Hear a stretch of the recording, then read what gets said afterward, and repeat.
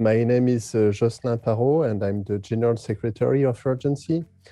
Urgenci is the international network of community-supported agriculture, which is basically alliances between producers, food producers, and consumers. Basically, Urgenci is trying to federate the movement at the international level. One of the most important elements of CSA, community-supported agriculture, is risk sharing. The idea that the consumers, they are not passive consumers, they take action, they commit themselves. So they really build a direct relationship with the local producer and they prepay a share of the harvest. On the one hand, the farmers are going to commit themselves to produce in an organic or agroecological way. And on the other hand, the consumers are becoming active citizens on the topic of food, and they really want to make sure that the food, it is being produced in a sustainable way. The producers and the consumers get along together.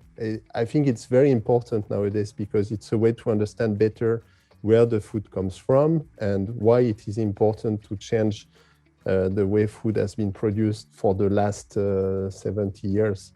And regarding the pandemic, so the COVID-19, actually Urgenci conducted a study, a large survey with more than 320 groups or networks who replied worldwide. All the movement has been considering this moment, especially the first lockdown.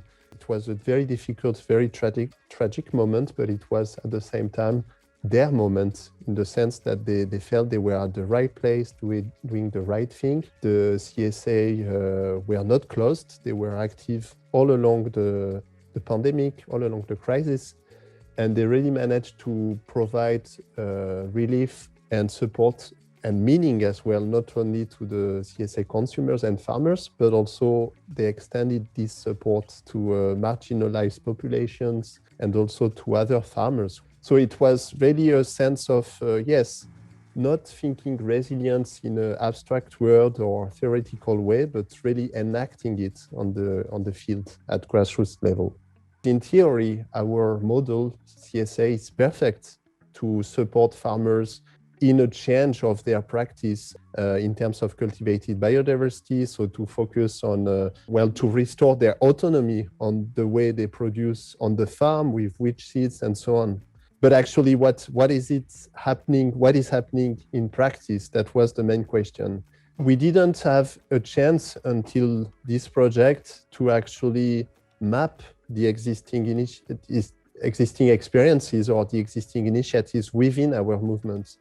So DYNAVERSITY was really a big opportunity for us to actually take time to have an in-depth research to really understand what is actually happening on the field at the grassroots level. Very often, the farmers who are in CSA are doing a lot, but they are not visible enough. Actually, I have a story of our own farmer has been doing only, let's say, peasant seeds, but he didn't communicate about it to our group, so nobody actually really knew about it.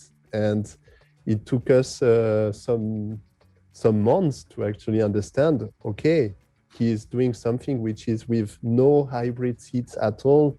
He's really focusing on peasant seeds, on cultivated biodiversity, and we should find a way to communicate more about the topic and to value what is he doing.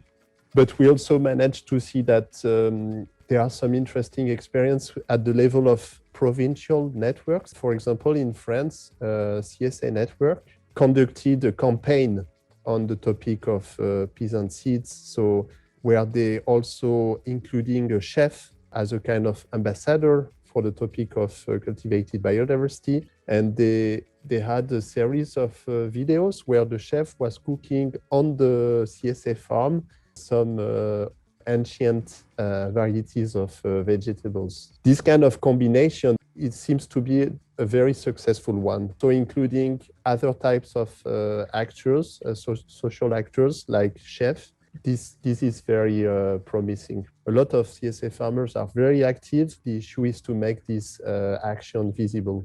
And this project was really useful for that.